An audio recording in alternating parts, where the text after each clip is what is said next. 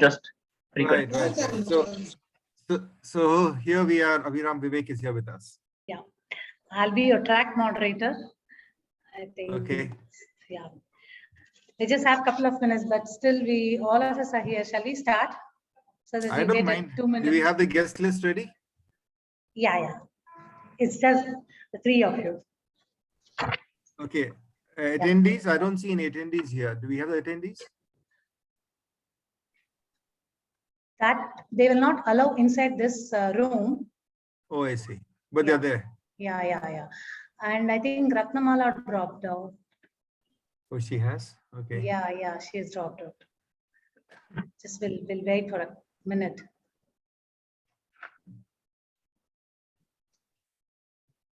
We're all clear, right? You can see Lauren and me. Yep, I can. So You I can will hear be us. introducing both all three of you, and then I will be away from this. And then Yeah. I'll come back at 6 o'clock. Before 6 o'clock, I'll just come back and close the thing. Yeah, I got that information. That's what you're going to do. Sure. So you won't be listening to us at all. No, I'll be listening. Definitely. Okay. I'll be, off the video and audio, and I'll be listening. Off the fine. Okay. All right, sounds good.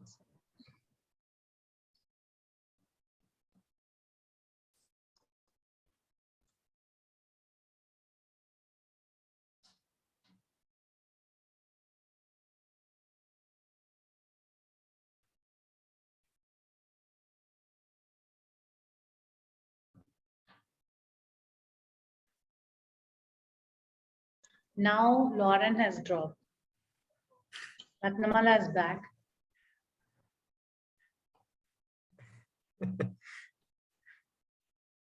We're playing musical chairs. Again, she dropped. Okay.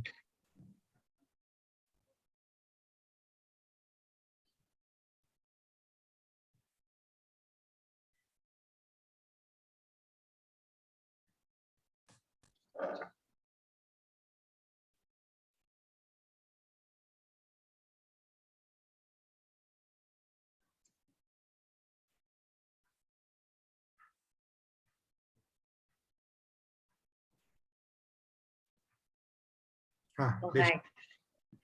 Back.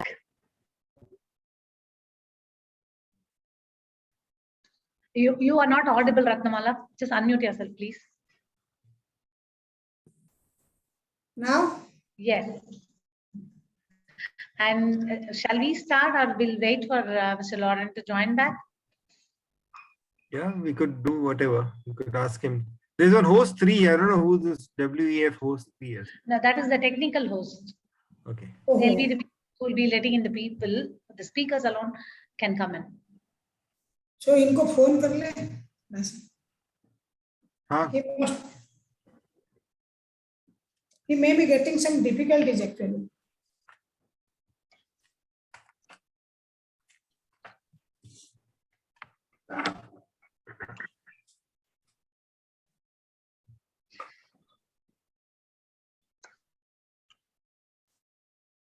Should we do?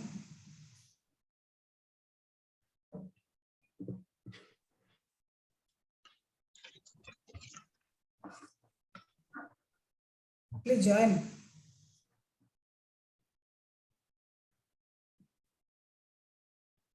Okay.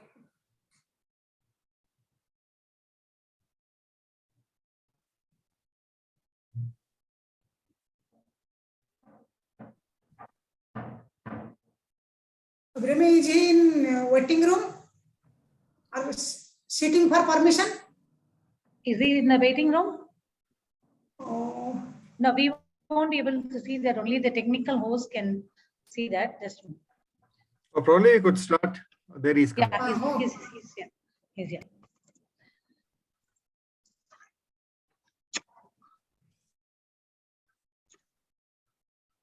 Lauren is muted. Yeah, no, he's here, but he has to unmute and switch on his camera. Let's wait. yes. Sorry. My connection had a problem. Now I am connected. No, that's okay. Fine. Good evening, ladies and gentlemen. Thank you for joining us in WEF 2021. I'm Abhirami Vivek, welcome all of you. Thank you for joining once again. And a small introduction about all of you. You may be knowing each other, but still, Ratnamala Swain, thank you for joining us. So the director of DN Homes Private Limited, a pioneer of the construction industry in Odisha, the first woman entrepreneur in housing and infrastructure development. And I take the pleasure of introducing Mr. Laurent. He's a French architect who works and focuses on eco-friendly architecture based out of Calcutta. Thank you so much. The painting behind you is beautiful. And Mr. Raghunanda, when I saw your profile, I was wondering, like, where do I go and what do I introduce? As the founder, principal architect of Synergic Designs. I believe you have, designed and constructed buildings of, huge, spaces. That's something very interesting. Now, without delaying, let's move forward, and the stage is all yours. So go ahead. I'll be offline. All the best. Thank you so much. All right. Thank you, Abhiram. So we shall begin with. I shall begin by talking of urban spaces and urban lifestyles, which are more at a very macro level. And then we would have the rest of our team, the speakers, who would go down and decrease the spaces and the scales to it and understand them at a very micro level, which where Laurent will help us in. So let's begin by understanding the primary understanding between what re-energy means in urban spaces and urban lifestyles is. It's basically talking about how we activate or reactivate and give fresh air to what we are living in and the spaces that we're living in. It also would mean the ability of how we can be physically active within our space. Urban lifestyle is primarily talking about how we are adapting ourselves in a densely populated area. That's what urban space is all about. Densely populated human systems and human settlements, and in general, what kind of quality of life you're leading based on the socio-economic and built environment factors that is going around us. So urban lifestyle, to understand that better, is basically divided into three spatial categories. The first one is at the neighborhood level, where we talk about the urban spaces which help the neighborhood, which help us to do our daily routines, lifestyle, behavior changes, our travel methodologies, mainly in terms of the travel like trains and buses and how the neighborhood is developed based on that. The work patterns, the kind of foodscapes that we have around our neighborhoods, and the walkability and the bikeability index that a neighborhood actually affords and gives us. So that also helps us in how we energize ourselves in urban lifestyles over there. It also talks about how balanced and unbalanced spaces are within our. The other factor which actually talks about urban spaces is the community space itself, which comes slightly at a smaller level than the neighborhood level, which talks about the social connect, the local activities that people take forward to, and something that which Ratnamala will be helping us to understand also in terms of the community level and public spaces that are there. Then you come down to a smaller level in terms of urban space that talks of at the house level itself, how ventilation and housing is being done within the building itself. It talks about the landscaping, whether we have a sick building syndrome or do we have any other kind of materials that can help us with understanding our house designs itself, which Laurent will be helping us with that. Urban lifestyle actually talks about various kind of methodologies and various kind of lifestyles that we look into, and it also affects a lot of our health and our labor kind of situations that we are living in. One of the most important aspects of urban lifestyle is basically how we attend to densely populated settlements is to whether the increase in non-communicable disease is happening or whether there is an increase in communicable disease itself. So one of the most important aspects that is coming out in this particular study that we've been doing for so much time is that non-communicable disease is now becoming a very important component in our urban lifestyle, and that is becoming one of the major killers of the people in urban cities. The other part is about dualization of labor, whether we are having a white collar job or a blue collar job. So The labor also gets divided based on our urban lifestyle, how well we are adapting to the densely populations to it, whether we are having uncomfortable or comfortable living standards, that is the level of income that is happening over there, luxuries or necessities. So within your own ward or within your own neighborhood, you realize that you have multiple ways of how lifestyle is being led by different people over there. It also impacts the individualism of the people over there. They're becoming more and more individual than becoming very collective over there. It impacts the social fragmentation of the society. Your lifestyle actually impacts the social fragmentation of your society over here. One of the most key factors that help in re-energizing urban lifestyle is physical activity. And physical activity is what happens to you as to when you start your day from 9 o'clock in the morning or 6 o'clock in the morning till the end of the day, as to how physically active you are. And this physical activity is actually based on two major components, that is the development control rights, which architects and planners develop, and the zoning regulations, which are being developed based on the development control rights. Different types of physical activities that happen during the day for everybody, you and me and everybody, is a couple of them, about 4 or 5 of them, which we've kind of listed out during our study. And that includes, the first one is the recreational and leisure, which all of us know that we go to parks and we do pleasure walking and exercising. We also talk about physical activity based on transportation, that is walking from point A to point B. It also talks about physical activity for household activities. For example, buying your groceries. Do you buy it online, or do you go down to your local kirana shop to buy your groceries? It also talks about physical activities based on occupation. Is your physical activity based on occupation? So there are a couple of parameters of physical activity which we have kind of evolved, and which a lot of literature study also talks about, which help in your re-energizing yourself in an urban society. Development control rights is basically what the DCR is actually, that controls the development of and the use of land that you are living in right now. So every parcel of land that is being developed in India has coming through something called the DCR, that's the development control rights. At a macro level, it actually talks about the kind of use of land that is there, whether it is commercial or residential, or whether it is a mixed use over there. So if you have a house which is termed based on the DCR as residential, your building next to you, if it is based on commercial, so you could be having a factory right next to you or a commercial setup right next to you. So there are chances as to how your land will impact your health and your physical activity and your energies that you would probably want to utilize during a lifetime. So DCR and zoning regulations play an extremely important role in understanding physical activities over here. There are some facts that we have to understand in terms of physical activity, and some of the reports that we've been reading about physical activity is about, based on mainly the WHO report says that about 54%, about 54 to 55% of the people have been found to be totally inactive, and that's a very, very large component in our lifestyle. So if you're being inactive, a lot of effects in terms of your health and in terms of your other well-being within yourself. So it also reduces your energy levels. It also increases the mental stress within yourself. 10% of it are actually very small, but they actually are engaged in recreational physical activity. That means though your parks may be there, may not be there, or most likely could be very difficult to access, it's only about 10% to actually access parks.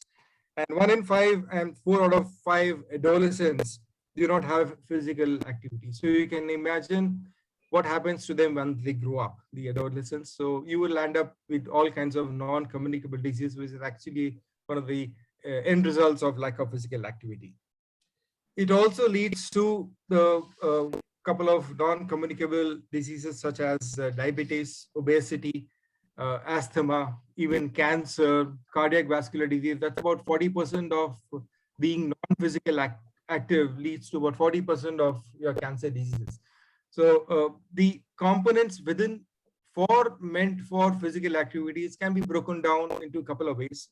Number one is, through zoning regulations and built environment, which actually help in getting yourself re-energized, which actually also talks about how well you can be living in your urban lifestyle.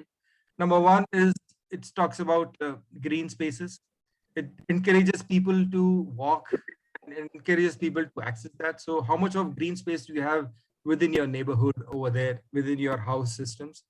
It talks, then the second thing is about slums. How much of slums do you have within your neighborhood? Slums can be a deterrent for physical activity. Slums also can work in a different way, saying that you have to walk around the slums to go to other activities that you are there within your neighborhood. Your street connectivity within your particular neighborhood is that mainly in terms of how much of, suppose you have to go from point A to point B, how much of, how easy is it to you to connect over there? Do you have to go around a lot of industries to come across to your particular space that is point B, or the connectivity is much easier? So easier the connectivity, the more chances of you for you walking through the space to that point B. Then there's another thing called the FAR. FAR is a very important component in the development of our cities. It's mainly talks about the floor area ratio. In some cities, we call it FSI. FAR is basically the total built up area upon the site area. We get a particular number, and planners and zoning regulations and DCRs have a particular number for each particular neighborhood. So the higher the FAR, the chances of you being able to build much more within that plot over there. So FAR is an extremely important component to understand how dense your neighborhood can be. So the higher the FAR, the higher the population, higher the FAR, the higher the traffic, higher the FAR, the more noise and the more air pollution that could be there within your neighborhood itself. These are all deterrents for you to be less physical active. Then the land use and building typology. Now, these are two important components of the built environment. And they talk about two major components, that is the high rise and low rise. High rise activities, high rise buildings are actually very difficult for you to be living in, because you tend to lose connect with what's happening within the society around you. So there is a study which says that if you are living beyond 6th floor and above, you tend to lose out completely as to what's happening at the ground level. You tend to lose out with the connect with the local people over there. So it affects senior citizens a lot. So the suggestion now is to all go around with low-rise kind of construction, but there are a lot of studies still going on in that. The other component, and which is the most important component in development of physical activity and re-energizing our society, is by social infrastructure and social amenities. And this would include things like, theaters, art, cultural centers, and public and open squares. Public and open squares, I would probably talk about, how your OATs are, or maybe a kind of a shopping mall, an open shopping mall within your society itself. These are all components and requirements of a neighborhood which would bring out people from their houses and really energizes both the economy, the mental health, and also the interaction between people in that particular neighborhood. Another major activity of which help people to come up the streets is house ownership. If you own a house within that particular neighborhood, you tend to visit the familiar locations such as hospitals and places of worship and your doctors and friends. So friends play a very, very important role to that. It also encourages you to go out and network with people. So house ownership is a very important component, and that also helps you to help in your urban lifestyle. So coming into a new concept of affordable housing is something which we need to be looking into. The other thing is the assets. So this is a very important thing which is happening in the Indian context. We have a very small house. You could be having just 100 square meters, 1,000 square feet of house, but you may be owning 2 cars or two two-wheelers. So the whole idea is about not minimal parking space. I think we should be looking at maximum parking space within a particular plot. So if you are one family of 4 people, there should be some laws which talk about you can't own more than 1 car. But the fact remains that we don't have laws, but we have something just the opposite, which says you should have minimum 1 car. So a family of 4 could have 4 cars. But imagine 4 cars running on the road for just running on the road, and the kind of pollution and traffic commotion that it can be created over there. Now, how do we solve all these problems? These are problems that is there, and these problems are actually developed by zoning regulations and development control, right? So the whole key to this is something called the balanced mixed use. We need to understand how to have a balanced mixed use within your neighborhood over there. And that comes from primarily the market survey of household that is there within your ward. So you have to understand what kind of people are living in that particular area. You have to understand what kind of education qualifications are there. And your zoning regulation should be based on the need of the people over there. So it becomes a people-centric activity, a people-centric policy that in terms of zoning regulations, what we are looking forward to. Controlling non-communicable disease is going to be the future in healthcare. I'm so sure about it. If you take about 65% of our problems is not NCDs. Now controlling that because of the way our cities are going and due to which we are lacking the energy, controlling that is going to be the future of our healthcare. And that is where we need to be focusing upon. The last, but which is now being talked a lot about in the West is having a 15-minute neighborhood. That means, within 15 minutes, neighborhood, you manage to access your school, your colleges, your book spot, your recreational center from your house. So your house has got a 15-minute neighborhood and you don't walk, you don't use your two-wheeler or your four-wheeler cars or any other methods except walkability. So this walking index and bikeability index is something which we should be looking at into our neighborhoods. And we should see as to how we encourage that kind of a systems of transport to help the local economy, to help the local health of the people, and to help to re-energize the people of the neighborhood. So I think I've kind of covered a lot of these topics. In fact, each of these topics that I spoke about goes deep into it in terms of understanding. But at a macro level, I've kind of covered most of it. And we would like to hear next from Ratnamala, who would probably take us across and go more little smaller in scale and tell us about how community living can help us re-energizing our urban lifestyle. Good evening, thank you. As the topic is re-energizing urban lifestyle, I will start my discussion from the recent pandemic, which has impacted our life and lifestyle like never before. It has emphasized the need to realign our living spaces and urban living culture. While a pandemic forces people to live in isolation inside their homes, it has also driven home the point that as a community, we cannot live in isolation any longer. While social distancing is considered the new normal, even during normal times, we need to bridge the disconnect present in most contemporary society. The core of my argument is that now is the time to move towards a strong and closely knit community living, where the community and the living space become nodal point of social security. The common aspiration of every human being is to lead a healthy and happy life with all type of comforts and luxury. In this era of extreme mental and physical stress, our goal as planners and developers of urban living spaces has to be the creation of such spaces that are attentive to the needs of the community. This includes common spaces that offer an inclusive, healthy, and progressive lifestyle to residents, a lifestyle that is sensitive to people and the environment also. Goal 11 of the SDGs, Sustainable Development Goals, calls for making cities and communities sustainable, resilient, inclusive, and safe.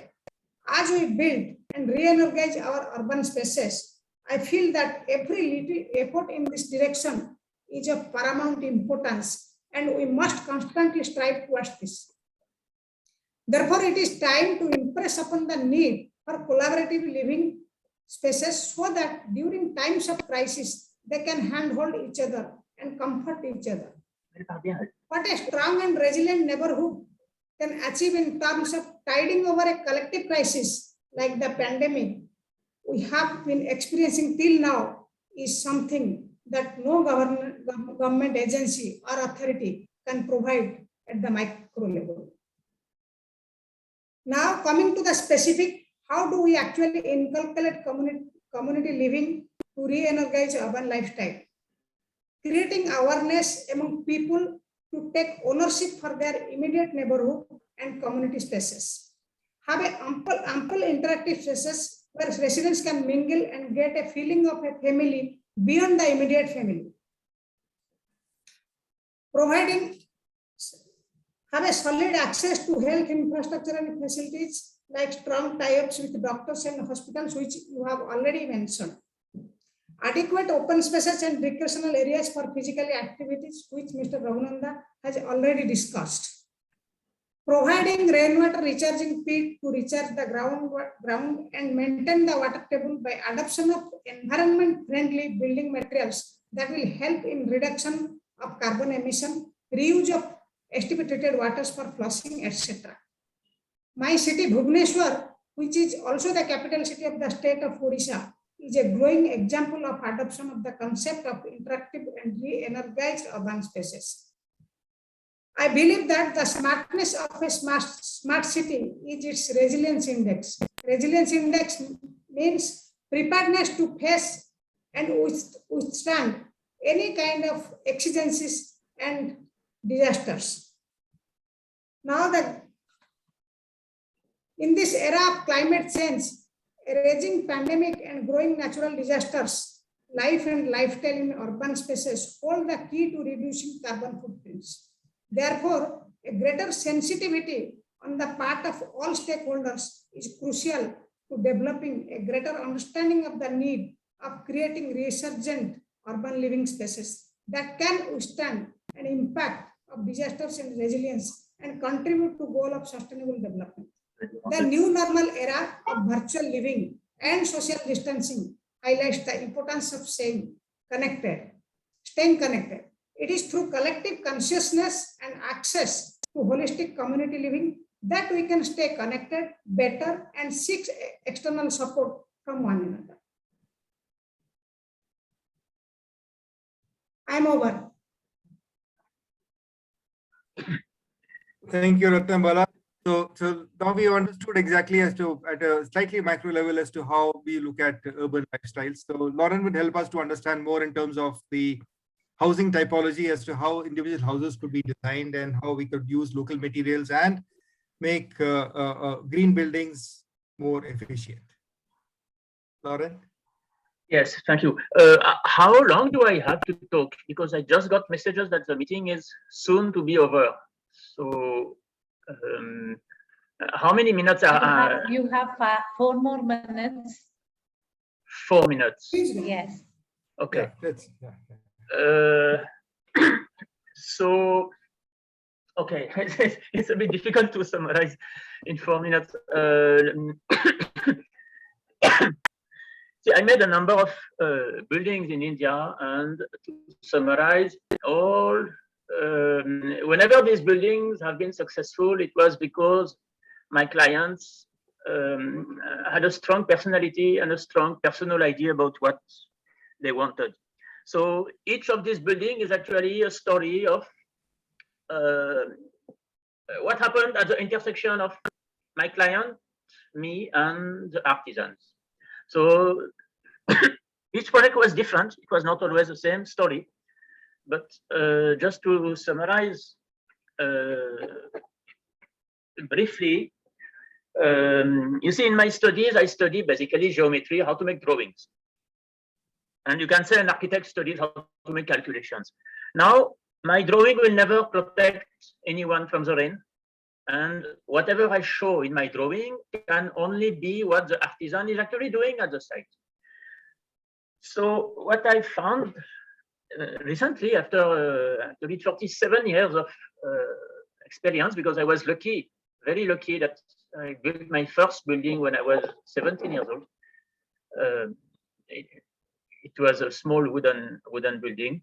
So what I realized is that artisans are giving us, architect and engineer, our language, the words which we are using. And now you can also see that the architect is not always absolutely required. Actually, it's quite a new profession in the last 200 years, you can say. And vernacular architecture is well known to be perfectly well adjusted to the local environment and economic conditions. So what is our added value as architects? And this is where it comes to the urban lifestyle issue. You can say that architects, we are trained We are urban people. We are trained. We have a formal. We have a degree. We have a formal education, and we can act as a bridge between the city and the village, between the formal and the informal. The formal tends to be very brutal, very efficient economically, but it also tends to exploit people heartlessly. And the informal, on the other hand, finds incredible solutions, always extremely site-specific and time-specific. And roughly, you can say the city is where there is a lot of money and a lot of problems, and the villages and the informal is where there are many solutions and no money. So it is where architect can act as a bridge between city and village, the formal and the informal. I don't know if I have some time to continue or not. Yes, can I carry on? So there are some, yes? I just have 1 minute, sir. Okay. So there are, for example, 2 examples in my career where the vernacular practice has introduced extremely interesting solution. The most spectacular, I would say, are the shallow domes of Haryana and Uttar Pradesh. It is the first time in history that brick domes are used for the houses of ordinary people. Usually a dome is for the palaces, for the churches, for the temples.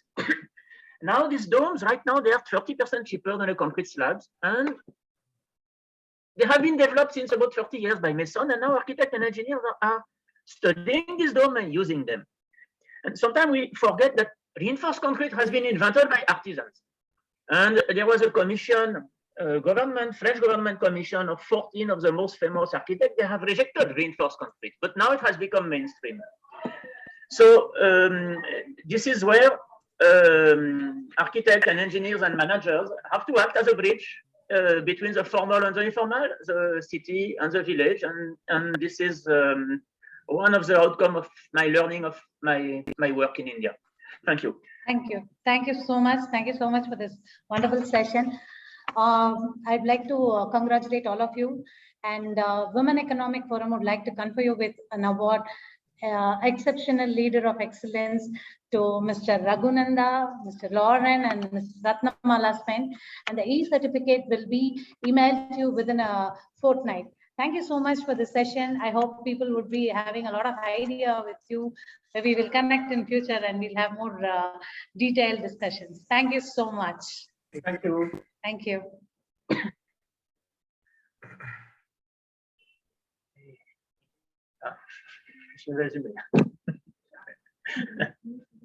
It's got done so fast.